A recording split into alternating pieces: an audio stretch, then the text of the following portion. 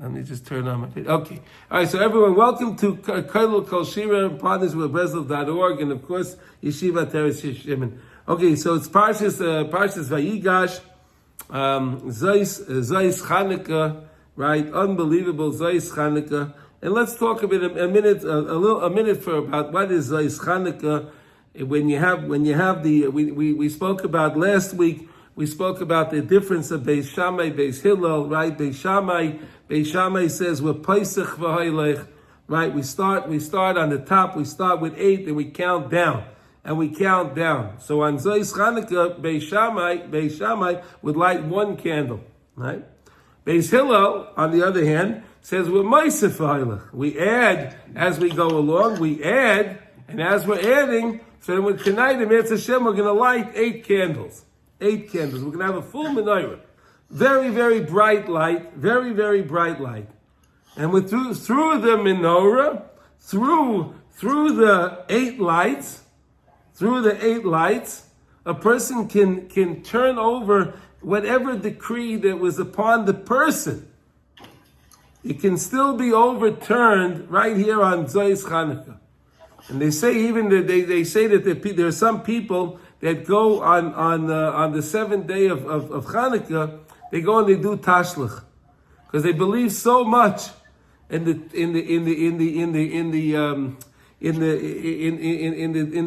awesomeness. What? Tashlich, throwing away those sins? Yeah. They do tashlich now. Yeah. Wow. They do that. Yeah, they do it now. Yeah. Really? Wow. So it's nice and cold, right? I like it. You like that? Yeah. There's a lot of people that do it because again, that's the final the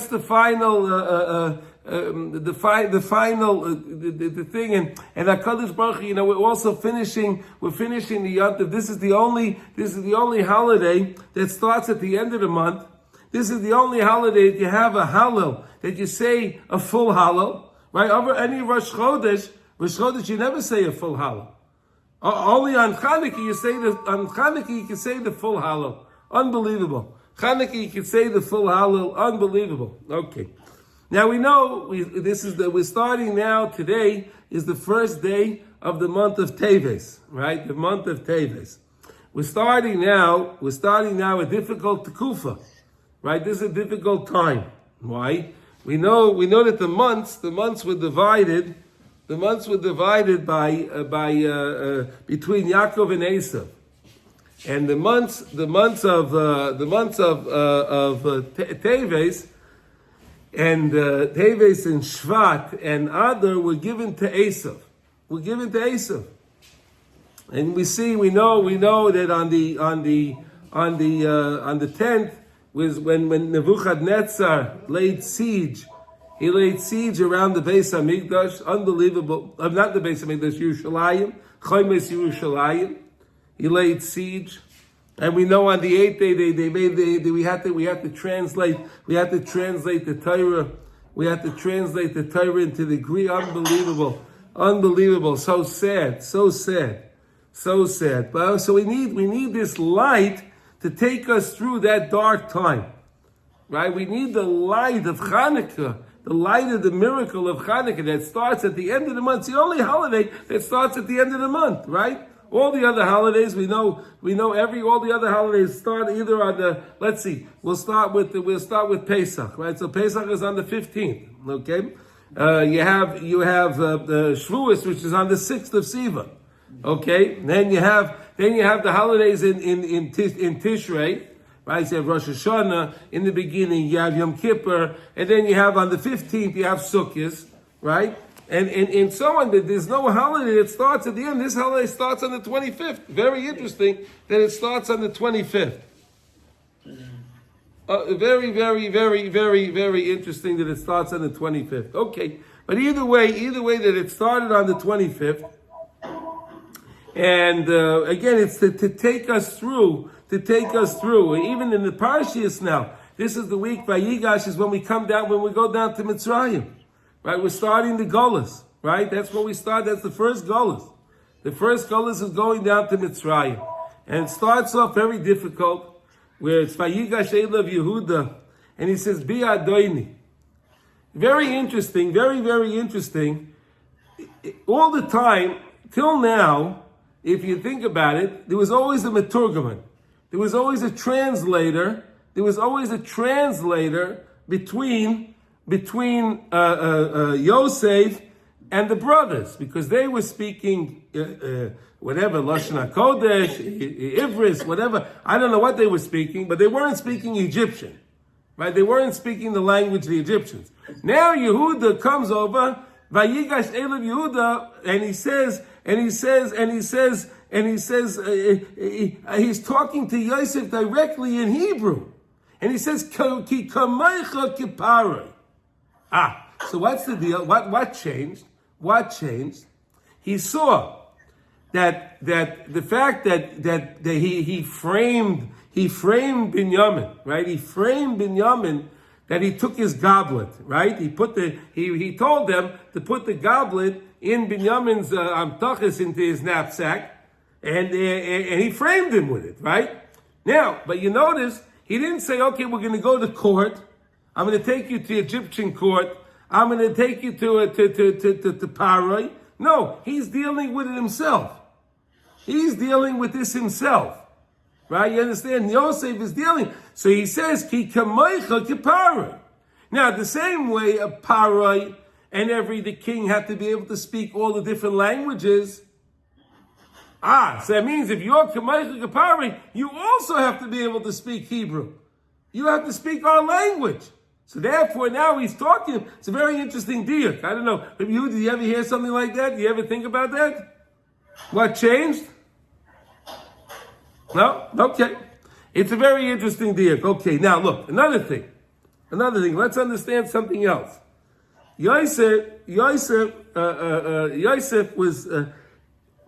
was telling them that he's going to keep Binyamin. He's going to keep Binyamin as a servant.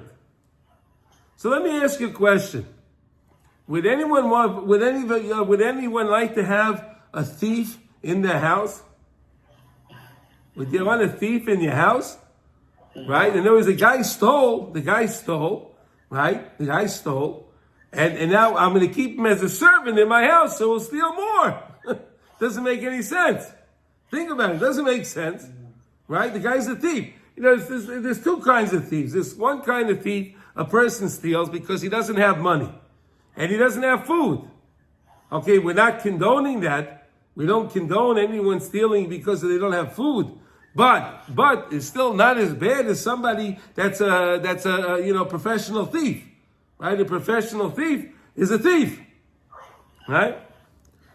Now, Yehuda is coming against Yosef over here, and his mom is talking words of his heart. The were words that went out of his heart. So much so that Yosef couldn't hold back. He was talking so much so that Yosef couldn't hold back, and he said, Ani Yosef, he couldn't hold it back. He wanted to, but he couldn't. Yehuda was so.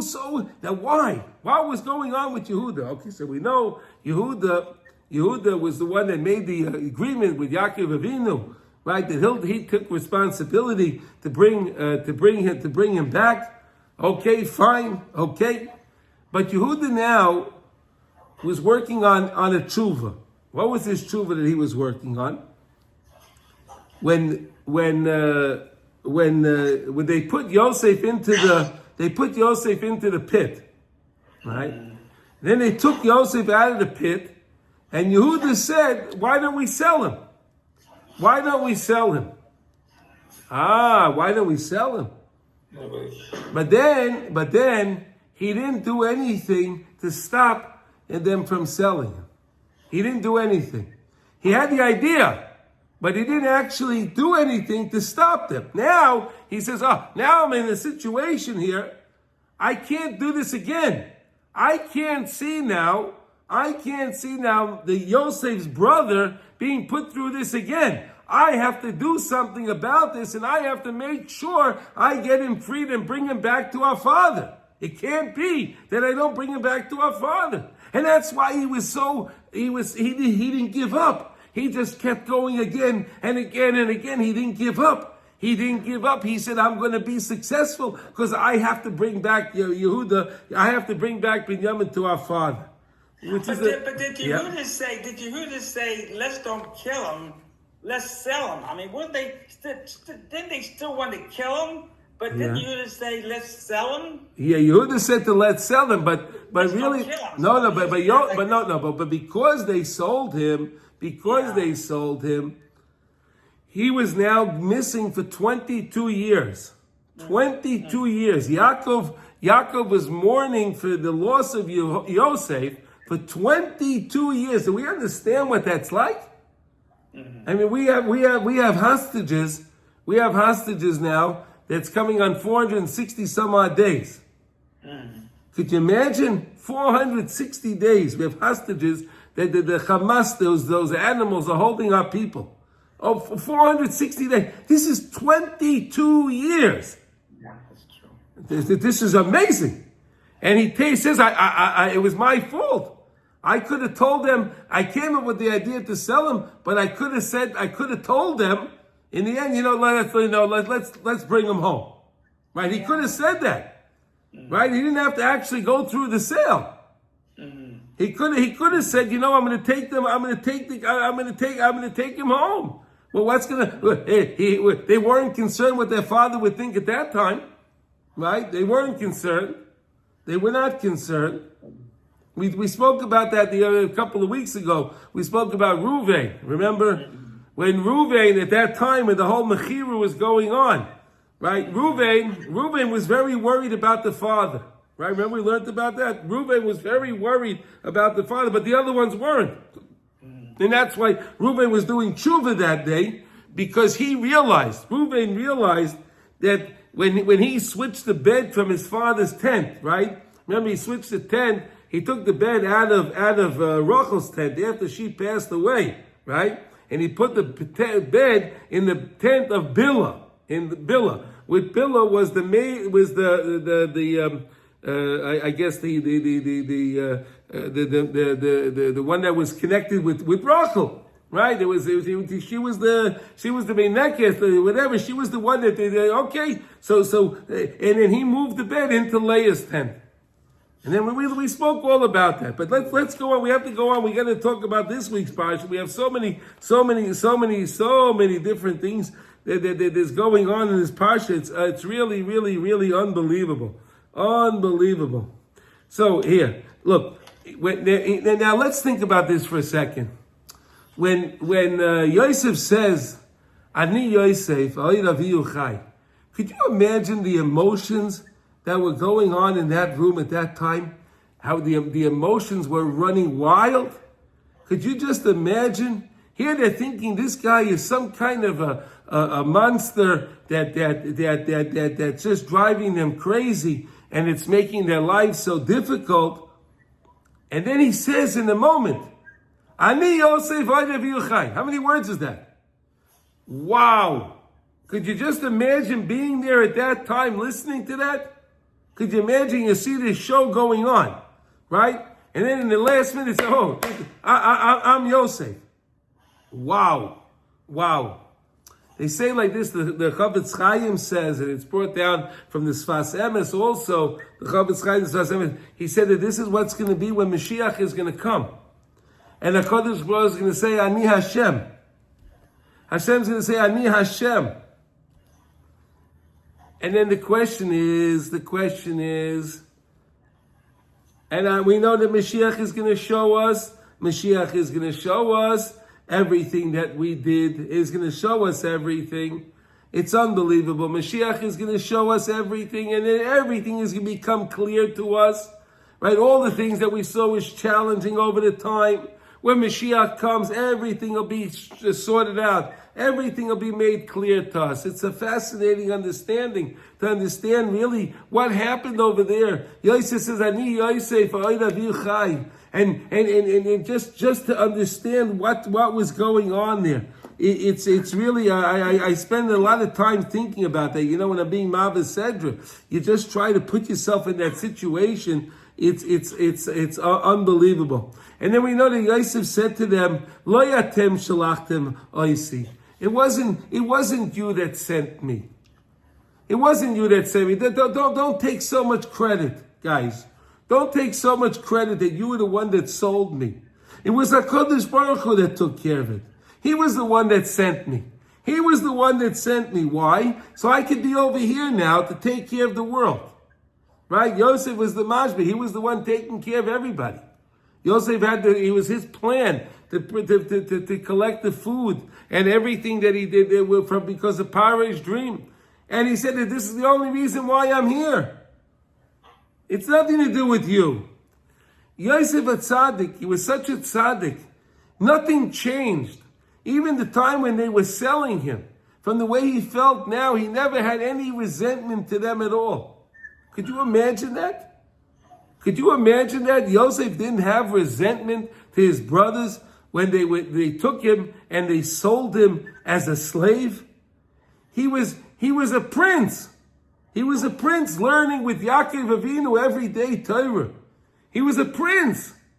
And they took him from being a prince, and they took him within a few moments, he became a slave.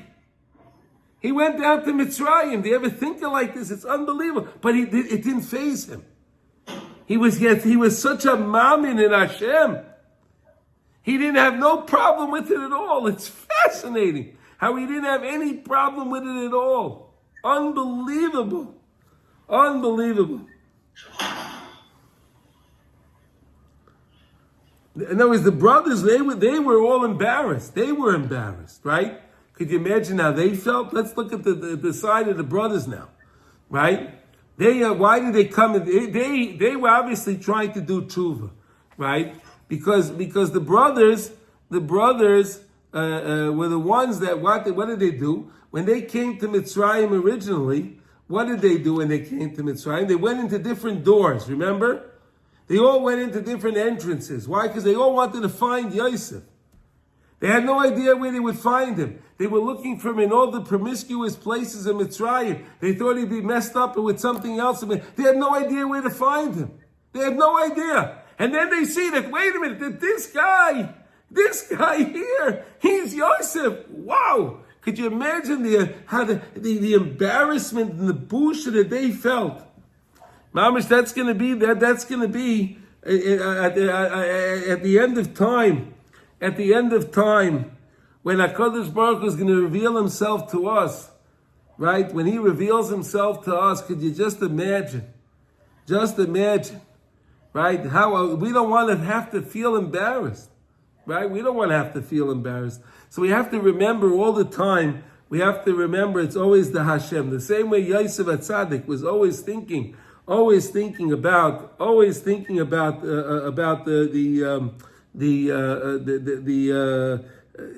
that it's all from Hashem. We have to mamish think about it also. And then one more thing with the idea with Chanukah. I just thought about something else I wanted to share with you. The Yom Tov is going away, right? We have the highlight of the holiday starting now. This highlight of this holiday, which is Zayis Chanukah, is starting now. But the holiday is going to pass. But we should never ever think a holiday passed. Look at it this way. I now have another holiday with me. I just acquired another holiday. I have another holiday now. It's not that the Yom Tov passed. No, it didn't pass. The time passed. But I gained how much we gained by the Yom Tov. Every time a Yom Tov goes by. Every time a Shabbos passes. Right? We have to realize we gain so much from the Shabbos, so much from the Yom Tov. We should always try to remember that. Okay, that's a very, very important thing. It's not that it's going away, but really, it's always there for us, and we always have it, and we acquired another Yom Tov. That's a good way that we can look at this idea with Yosef. Okay, when it comes to any Yom Tov, Okay, so this is the ideas now. Does anyone have any questions or any comments about the things I was saying now? Any questions? I just think to some extent it should be in Yehuda's favor that he saved the brothers from killing him. to have him being sold. I understand that he could have told them to go, let's take him back home. But still, it was to Yehuda's credit that he saved his life by telling them, let's sell him. No. Reuven saved the life. Reuven was the one that saved the life. Reuven said that why kill him and have the blood on your hands, rather put him in the pit. And if Hashem wants him to die, then he'll die. We'll put him in the pit. We won't throw him. We'll let him lower him down. Yeah. And again, we know that they said that the pit was rake. Rashi says rake from Mayim, right? They didn't have any water in it. But Rashi told us at that time that there were a nechoshim and akrovim. There were snakes and scorpions were in that pit. Right? Again, Yosef was saved. Yosef was saved by that. I know that. But didn't you still feel that he should be saved because otherwise the brothers would have killed him? No. At the end of the day, Yehuda could have taken him out of the pit also and brought him back to the father. He still could have done that. He could have done that, right? The brothers respected Yehuda, right? They respected him, and he could have done that. But you're talking about the Shiftei Kah. These are very special people. But remember, I told you one more thing, and this is a very important thing to realize. Okay? Yaakov goes down now to Mitzrayim with the 70 people, but it's not really 70 if you count the list. It's really 69. Okay? But anyway, Yaakov goes down to Mitzrayim. HaKadosh Baruch Hu comes to him in a dream at night, which is another very interesting thing. Most of the time, the nevuos were never during the night time, right? Yaakov Avinu keeps getting the dreams at night, right? He went to sleep that time on Har Habayis, and Hashem came to him with a ladder, right? And now Hashem came to him in a dream and told him, "Don't worry, you're not going down to Mitzrayim alone. I'm going with you, and at the same way I'm going down with you, I'm going to go up with you. I'm going to go out with you. Don't worry, Yaakov. I'm not going to leave you there alone." Right? And a Jew always has to know that. A Jew has to know whenever we are, we're always with HaKadosh Baruch Hu. Now let's think for a second.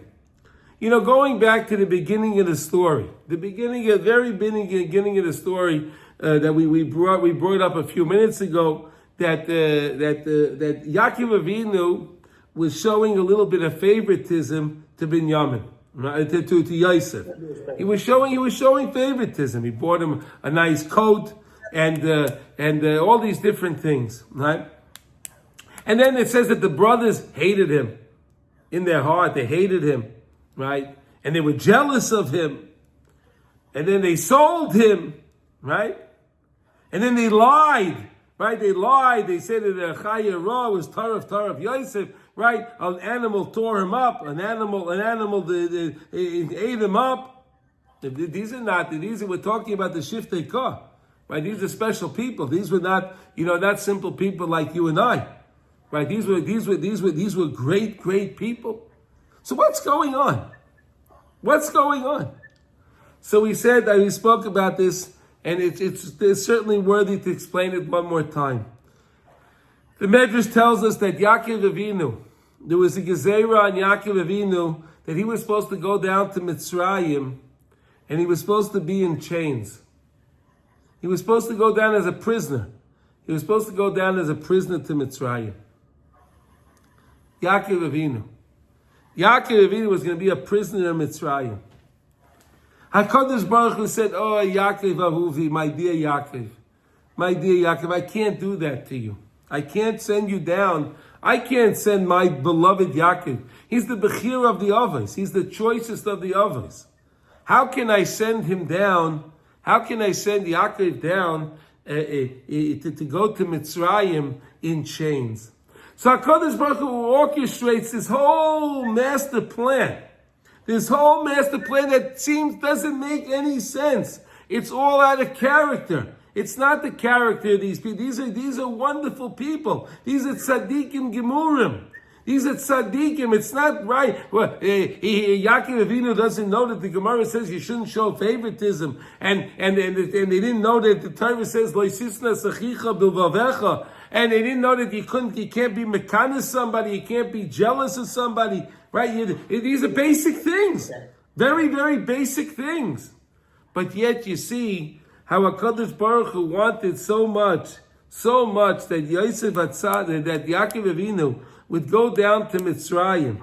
He would go down to Mitzrayim with the beautiful wagons, right? He went down, mamash, he sent the limousines to pick up Yaakov Avinu, mamash limousines, and he goes down to Mitzrayim, and Yaakov Avinu is very worn. You see that when he meets Parah, right? Later in the Parsha, he meets Parah. Parah asks him, "How old are you? You seem very old." And Yaakov said, "Yeah, I had a very long life. I had a hard life." Yaakov had a hard life, and he really did have a hard life. Right? From the beginning of his life, he was always at it with Esav. Esav was always challenged, was always with him, right? And then his mother told him to take the brachas from Yitzchak, right? And then he had to run away, and he was there by Lavan for 22 years. Unbelievable, right? Dealing with Lavan, right? The most difficult boss anyone can ever have, right? Then he leaves Lavan, and he loses Rachel. He loses Rachel on his way. Right, he loses Rachel, his pride. He loses Rachel, and then he comes and he settles and he says he wants. I want to be b'shalva. And then what happens? Kafas alav rogzei shel Yosef. The whole story with Yosef happened. Why? Also, Yaakov Avinu should be able to go down to Mitzrayim with luxury, and not as a prisoner. Not as a prisoner in chains, chas v'shalom, chas v'shalom. So there's a beautiful lesson that I'd like to share with you. We have a few more minutes, and let me share the screen. Look at this! Wow! Let's see. Is this the one I wanted to share with you? Let's see. Yeah. Oh, here it is. This is one of the highlights in the parsha. Yosef sends after he reveals himself, he sends the brothers up. He gives them a change of clothes. You ever think of why he gave them a change of clothes? It said when they came after and they found the goblet in Binyamin's bag, they all tore their clothes. They tore their clothes. They rise kriya. They tore their clothes. So it makes sense that Yosef gave them new clothes, right? They tore their clothes. So now they were just finishing that parsha, right? What happened? They went right from that place. They went back to Mitzrayim, and this whole thing unfolded. So it's the first opportunity now that they can go take a shower and get cleaned up, and he gave them changes of clothes. And Yosef gave Binyamin 5 sets of clothes. 5 sets of clothes. Right, he did it also last week, in the last week's Parsha, when he gave the Matanis, that he gave Chamesh Yodais to Binyamin. He's always giving him 5. Others say that's because the Kohen Gadol on Yom Kippur would have 5 changes, would change his clothes 5 times. And we know that the Beis HaMikdash is in the Chelik of Binyamin, right? The Beis HaMikdash is in the Chelik of Binyamin, right? And Yosef Atzadik and Binyamin were crying, right? Why were they crying? Because Yosef was crying because he saw that there will be the Churban Beis HaMikdash. 2 Batei Midrashim will be destroyed on the Chelik of Binyamin. And then Binyamin was crying because Mishkan Shiloh, the Mishkan was in Shiloh for about 390 years. We had the Mishkan was set up in Shiloh. And then that was going to be destroyed. So they were both crying about that. But now Yosef sends them up and he tells them, go quickly to our father and don't discuss anything in halacha. I'll teach you. Don't discuss anything in halacha. Go directly to father and tell him that I'm okay. Could you imagine that? Could you imagine that? They come back to Yaakov Avinu. Let's think for a second, okay? They come back with Yaakov Avinu, and they say, hey, Dad, do you know, Yosef is alive. What would Yaakov say to them? What do you think? Can I believe a liar? You just said to me 22 years ago, you said to me, what? That he was torn up by an animal. So now you're coming to tell me that he's alive? Can you imagine what Yaakov felt like for a second? Could you imagine that? But then it says, Vayar esa agolos asher sholach Yosef loses oisai vatechi ruach Yaakov Avinu. When Yaakov Avinu saw those agolos, he saw those wagons, those beautiful chariots that they sent up, the royal chariots that they sent up to Yaakov Avinu to take him, like we spoke about. Yaakov Avinu had a new breath of life. Vatechi ruach Yaakov. Yaakov got a new chiyas. He got a new chiyas. Unbelievable. He got a new chiyas. My Rebbe is Alzayn Gesundheit Reb Chaim Kramer. So he had 2 weeks ago, he had a heart attack. And Baruch Hashem, they got him to the hospital and they dealt with it. And then he needed to do another the three major arteries were clogged with calcium and all kind of stuff. And he said that he was he did that Erev Chanukah. They did this thing Erev Chanukah, and he said that he was awake. He was awake while they were doing this, and he said he asked them. He said, I'm not going to feel anything. No, the doctor said to me, there's no nerves in the blood system. You hear this? No nerves in the blood system. So they gave him like a local anesthetic. They went in by the leg. And he said they literally were doing arthroscopic and they were drilling through the artery, drilling the calcium out and vacuuming it out, cleaning it out. Unbelievable. But he said now he feels so much better. We saw him on Tuesday. He gave a shir, Baruch Hashem, in his house. He gave a shir and he felt so much. He says he feels much better. Vatechi ruach Yaakov. So what happened over here? When they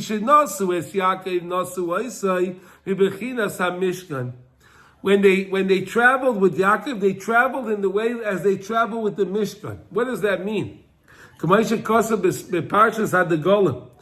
it's going to say later on, when we have the Golim, each tribe had their own flag, and the way they traveled in the desert. The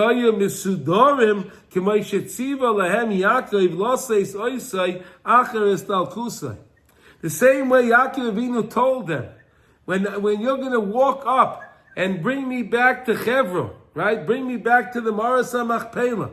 He gave them instructions how they should travel. You hear this? Yaakov Avinu gave them instructions after next week's Parshat VaYigash, right? Yaakov Avinu, they're going to go bury Yaakov Avinu. So he gave them instructions how they're supposed to go. Kemuvah b'divrei Rabbi Seinu Zal, the Perish and Perish Rashi b'vadai gam b'chaya Yaakov hayu kol nisiyosav b'bechina zois b'chinat nisiyas hashvatim im hamishkan.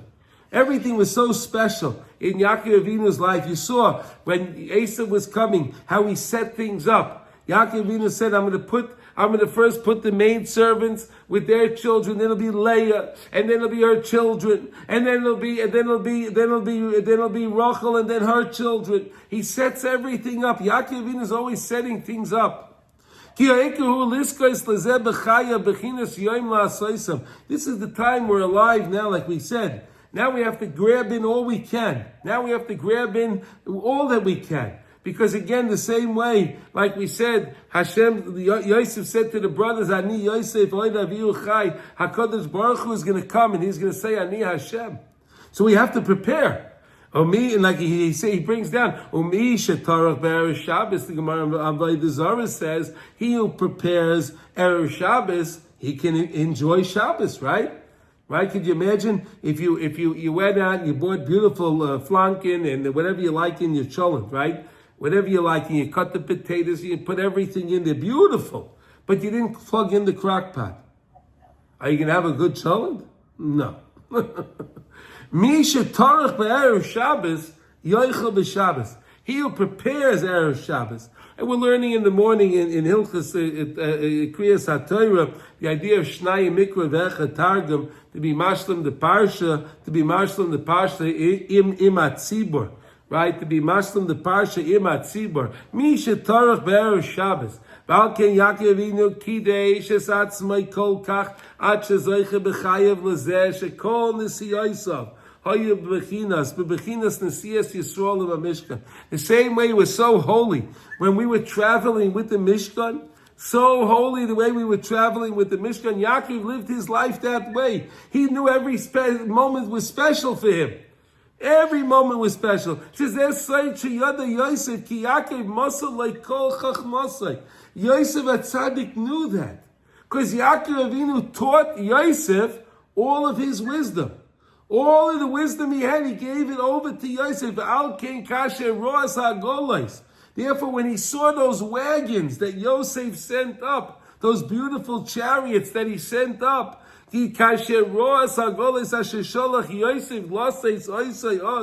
he saw that Yosef sent them up then, Yaakov had a new breath of life.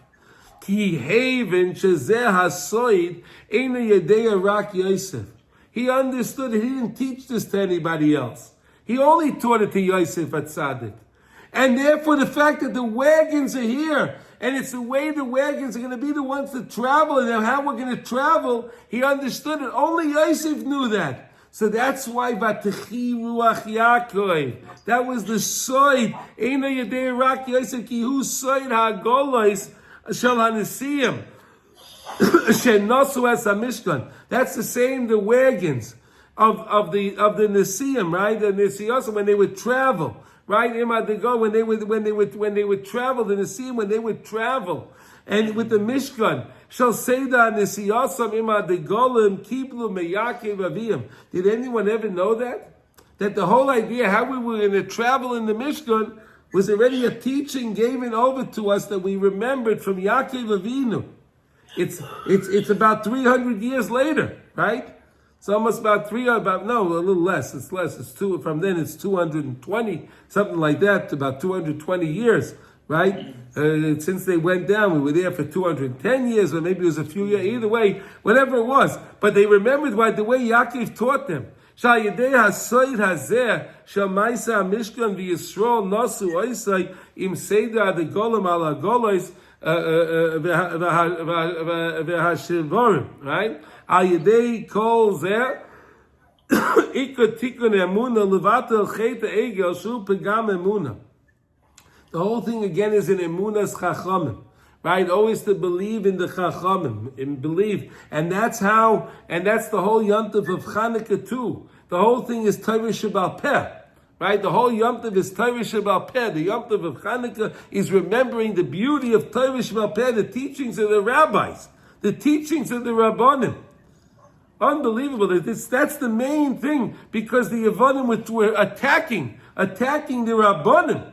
They were saying that that's not the right. They didn't understand. Aristotle said, "No, I know better." Plato understood better. They knew better than the Chazal. Chas v'sholom, right? It's through the Mishkan, right through the Agolas, the Shechina. V'kesha ametz v'chazak shelo yinatek v'lo yahoser li'olam shafilu ata ba'achris hayomim. Even us now, at the end of time, ba'achris hayomim. And we know we're mamish in the ikvus of the heels of Mashiach. We're mamish there, guys. The meriris. And it's the bitter golos. Like we said, we're starting the Chodesh of Taves now. We gotta get ready. We gotta take the light of Chanukah with us. We need the light of Chanukah. We need the light of the Chashmonayim, the Mesiris Nefesh. We need to take that with us to get us through the winter, to get us through the long winter, to push us through the winter. It's so cold now. It's so cold and it's so bitter, and the days are so short. Right? We gotta get past that. Meriris, the Meriris, Golas, Hanefesh, Shela'itim of these times, Halalu, Afal Pichein, Yo'iru, Banu, Hatzadike, Emes, Sheneda, Gam Ata, Eichlis, Chazek, Bechol Eis. how we can always strengthen ourselves at any time. The teacher, we had the shutfis, right? We had the shutfis and the Yisachar were the ones that were learning, right? They were the ones that were learning. They were the iyH bina. They were the iyH bina la'itim ladas ma'yasi Yisrael v'ayim bifnim. Okay, so just to understand this, the whole idea, in this parsha also Yocheved is born. Do you know that? Yocheved is born in this parsha. Look in Rashi. Rashi will tell you that Yocheved is born. She's born where? She's born Bein HaChoymais of Mitzrayim. Bein HaChoymais Mitzrayim. Between the walls of Mitzrayim. Very a hidden place. Yocheved we don't hear about. We only hear that there was the lady married Abbas Levi married Amram, right? We know, but we don't know who she is. The Torah doesn't reveal to us, right? And you see that it's all the whole thing is about being chanukah, right? Being chanukah, right? The whole idea of the Greeks was they would walk around with no clothes on, no tznius, nothing. Whatever they wanted, they walked around the way they want. But everything you see in our Torah is always betzina. You see that. You see how Yosef HaTzadik when he was in that trying moment with Ashes Potiphar, he was quiet. He ran away. He got out. You see how Moshe Rabbeinu was born. He was born, and he was also hidden away. He was hidden away, and then he was hidden into the box again.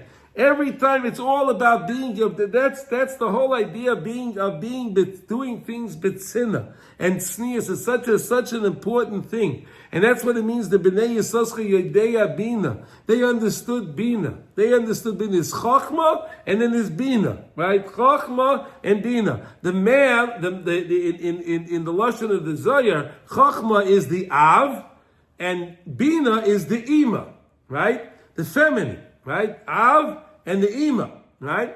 And then together, the av and the ima produce the das. The das is the byproduct between the child, the offspring of the mother and the father is the das. The same way we have with the Chanukah candles, right? Here we go. You have the candle. What do you have? You have a cup and you have oil in there, right? You have oil and you have a wick and a flame. So the oil is the chachma, right? Kishemen sheyoren al zakan haran, right? The oil is chachma. The bina is what? The wick is feminine, because the wick is accepting the oil. The wick is accepting the oil, right? And then you have the flame. The flame is the Shekhinah. The flame is HaKadosh Baruch Hu. As we know, when a husband and wife have shalom, Chazal teach us, when there's shalom in the house, so they have the Shekhinah is beinayim, right? The Shekhinah is between them. Is there. You have the Shekhinah. And that's what it's all about. It's all about having to feel that we should just walk away from this, and we should know that the same way that Yaakov Avinu went down to Mitzrayim, and we went down to Mitzrayim, but HaKadosh Baruch Hu said, I'm only taking you down to Mitzrayim to make you the nation that you have to be, to build you into a nation, to be the Am HaNivcha.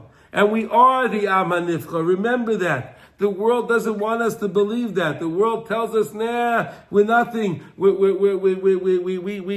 commit all kind of crimes, and we're terrible people. The world tells, but we know it's a sheker.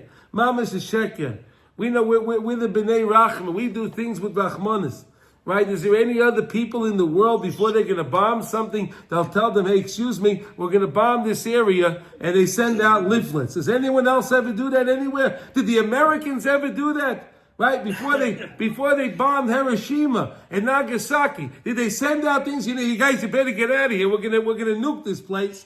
Right? Did they do that? When they went to Iraq and they were fighting, did they send out leaflets? No, but we're the ones. We commit genocide. We're committing genocide. Mamish, you see that, right? Right? They say that we're committing genocide. We're the only ones that try to save their lives. And he turned it around on us. Oh, Hashem should help us. But we saw, we're in the ikvus of the Mashiach now. We're in the ikvus of the Mashiach. Take the time to look at these lights tonight. When you light the candles tonight, it's the last opportunity. And you have those 8 candles. Put the phones away, put everything away, and just stand and look at those candles, look at the light, see the Ar HaGonas, see that hidden light that's hidden in those candles. You have the deepest secrets are in the Chanukah candles. How beautiful the candles are. Take our time to look into the candles. Right now, as a matter of fact, I have to go light my menorah. Sure. It's already 6 o'clock. It's the Zman already over here. Okay, so I want to wish everybody a beautiful Shabbos, and you should have a lechtige Shabbos, a lit up Shabbos, mamish a lechtige Shabbos, and it should be a beautiful, and everyone should stay warm and be healthy and well. And thank you everyone for joining. Kol Tuv, okay? Kol Tuv.